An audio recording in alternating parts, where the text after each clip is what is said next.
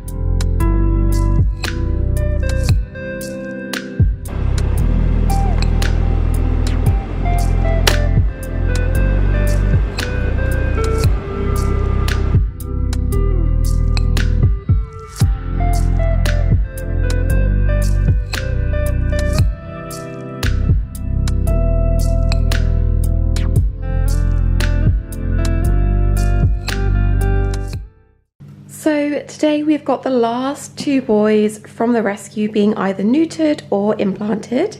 We have got Burrow and we have got Bark, and these are actually the two boys that I'm planning on keeping. So obviously I was stressed and nervous with the other mice that were getting neutered or implanted, but these are my boys, so extra nervous for it to go well, because as much as I've tried to treat them all equally, I have got very attached to these two. So yeah, my stomach is hurting because I'm so nervous that this is not going to go very well. I think especially as things didn't go amazingly last time because we did lose Peep, I've kind of distanced myself mentally from these two because I'm just so scared of getting very attached to them and losing them. But I really want a male mouse, a neutered male mouse, or whatever they end up with, that I can have a really good bond with, because a couple of months ago I lost my main man Griffin, and he was the mouse that I would always get out to show people and let people hold him. He was the mouse that I would always use if I needed a quick picture of a mouse doing anything, because he was just so friendly. He was my boy. So yeah, I was starting to bond with these two, and I think mentally I've kind of blocked myself from doing that because I'm scared of getting hurt. I'm scared of them not making it through the surgery. So it's not in my hands. Whatever happens, happens. I'm just trying to give them a better quality of life because they are bored by themselves. You can see they really want attention and social company. So hopefully today is going to bring that for them. Hey? And of course we have got Nebula, and if you didn't see my last video, please go and watch that before watching this one. But she is back to the vets today to have an ultrasound because we have got no idea what is going on with her. And I'll insert a clip of her when she went to the vets last month. She has definitely lost a lot more hair since then. She did have a strip of normal hair on her back, and she's just started to pull that out too. So she's looking even worse, to be honest. She's had some pain medication. She did a pain medication trial to see if that helped, to see if that proved that maybe she's in pain somewhere. And she's still just lost even more hair. So no idea what's going on with her, but we're going to scan her today just to see if there's any issues with her ovaries and things.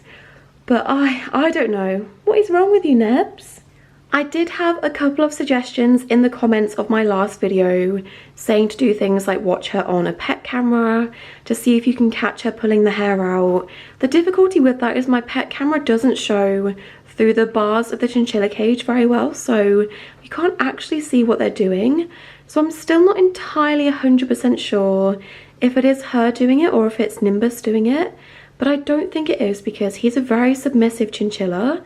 I do not think she would let him do this to her, and I think he would do it around the face area too. So the fact that it is only in places she can reach tells me that it's her doing it. So I don't know what's going on. I don't know if something is stressing her, but nothing has changed. I've not changed anything with their care. The only thing I have done is started using the aircon in that room, but she had that last year, so I don't know. It's also not an issue with the skin itself. If I zoom in, you can see that it's not actually being pulled out down to the skin. She's kind of just pulling it out in tufts, and it's kind of half the length it should be. So yeah, hopefully we get some answers today. I obviously don't want it to be anything like her ovaries or a mass or a tumour or something bad internal, but we do need to know what's going on because this is a sign that something is wrong, and we just don't know because we can't ask her. So hopefully we can get to the bottom of it because you're just looking worse and worse, Nebs.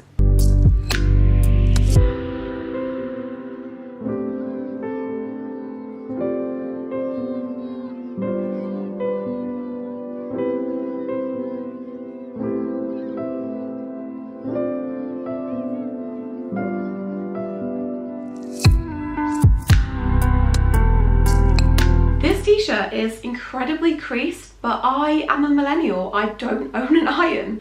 But as you would have just seen, Burrow didn't make it, and it's just typical at this point that the universe takes my favourite mouse from me.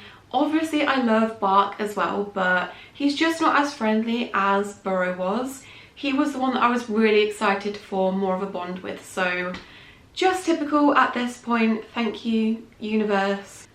But yeah, he didn't even pass away from being neutered, which is a much more intensive surgery. She had started that whole process, shaved him, ready to go, and saw that he wasn't responding very well to the anaesthetic. So she went ahead and implanted him to get it over with quickly and bring him back round.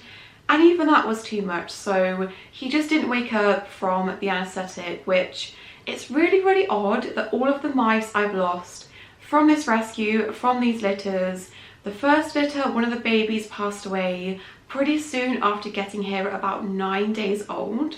Then in the second litter, we also lost another baby pretty early on. We also had another one really randomly pass away in his sleep at about 5 weeks old. And then we've lost Pete, and then we've lost Burrow. Every single one of the mice that we have lost has been a pied mouse, which is really interesting that it's been that specific variety that's passed away. Is it probably just a coincidence? Probably. Do all of these mice probably just have terrible pet store genetics? Probably, but it's just really a really weird coincidence that all of the ones we've lost have been pretty much the same variety. So yeah, naturally I am gutted over this, but Bark is completely fine. We need to look at the positives in this situation because what else do we have at this point? Bark was completely, fully neutered, fine, he bounced back fine. He's still in hospital cage prison because it's still early days of him having medication and healing his wounds and things, but he is very lively and keen to get back to his normal cage. In terms of Nebula, we are still no closer to finding out what is going on with her.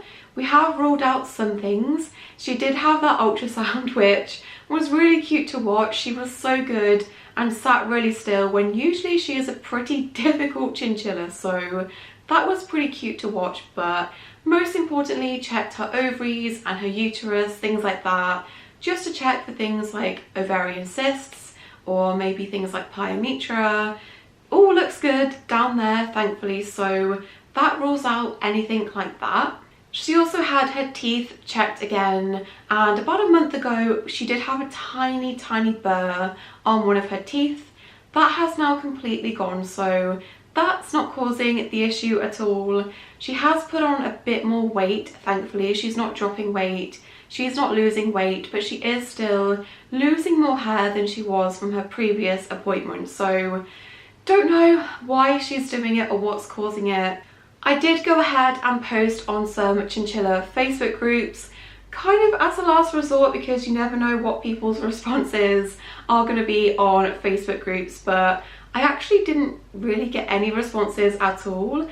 One of the posts, no one has even acknowledged it or commented, so none the wiser I was hoping to get some experienced chinchilla owners, because I'm still pretty new to this. I was hoping someone would have had a similar experience and pointed me in the right direction, but nope, still have no further ideas. So I think she is going to eventually need to have x-rays on her tooth roots just to check.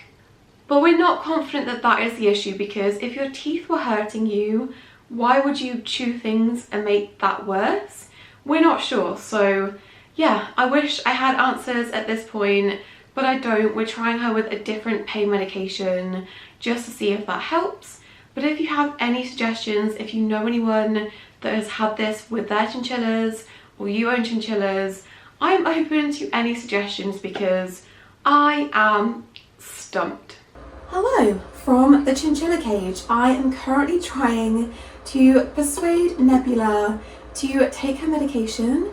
This is a daily battle between the two of us because she does not like this one as much as she did, good girl, come on, as much as she did the previous medication. It must taste a lot different. What's this? No, fail. But I am currently considering getting a new camera because right now I'm filming this on my iPhone, which is fine. It's not the best quality that I find for YouTube videos. I just don't love the colours and things. Now she's running on her wheel. I just don't love the colours and things. And also when I'm filming clips, I can't actually see what I'm filming until I filmed it. And oftentimes that means I've not even pressed the record button, which is not ideal. I'm also using this microphone, which is great. It does improve the audio quality of my videos when I do remember to use it, but it doesn't connect to my current camera, which is the Canon G7X, so I have to do everything through my phone, which is a little bit of a pain. So I'm really considering getting the DJI Osmo Pocket 3. I do watch some YouTubers that use this and I like their footage. Others, I just don't like the way it looks. So let me know what you think if you watch anyone and you know they use that camera. Let me know how you feel about me switching to that, because this one I've had for years and years and I just don't feel like the quality is as crisp as I want it to be. I thought the iPhone maybe would be a good switch, but I like to see what I'm doing. I have got no idea if I'm even in frame right now. So yeah, I'm considering making the switch and let me know what you think about that. But yeah, I'm going to end this video here. Thank you so much for watching. I'm going to go and wrangle Nebula off camera, but I hope you guys enjoyed watching. Don't forget to subscribe and I'll see you in my next video, possibly with a new camera, possibly not.